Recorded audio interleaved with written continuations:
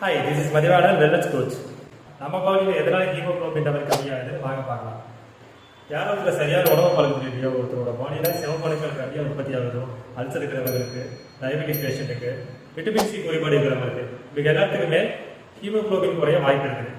நம்ம சாப்பிட்ற உணவு பார்க்க மூலமா இது எப்படி அதிகமாகிறது வாங்க பார்க்கலாம். பச்சை கலர் காய்கறிகள், கீரைகளில் இரும்புச்சத்து அதிகமாக இருக்கிறதுனால டெய்லி பேஸில் உணவு சேர்த்துக்கும் போது ஹீமோகுளோபின் லெவல் அதிகமாக இருக்க வாய்ப்பு இருக்குது. தேன்ல அதிக அளவு அயன், மக்னீசியம், காப்பர் இருக்கிறதுனால ஹீமோகுளோபின் இன்க்ரீஸ் பண்றதுக்கு தேன் மேஜர் ரோல் சப்போர்ட் பண்ணுது. பழங்கள்ல ஆப்பிள் மாதிரியில தேவையான நியூட்ரிஷன் இரும்புச்சத்து இருக்கிறதுனால ஜூஸாவோ சாலடாவோ எடுத்துக்கும் போது ஹீமோகுளோபின் கிராஜுவலா இன்க்ரீஸ் ஆகும். ஹீமோகுளோபின் இன்க்ரீஸ் பண்றதுக்கு one of the best solution beetroot juice.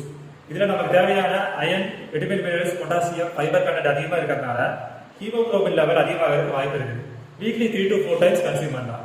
இந்த இன்ஃபர்மேஷன் உங்களுக்கு ரொம்ப யூஸ்ஃபுல்லா இருக்கு நினைக்கிறேன். All the very best.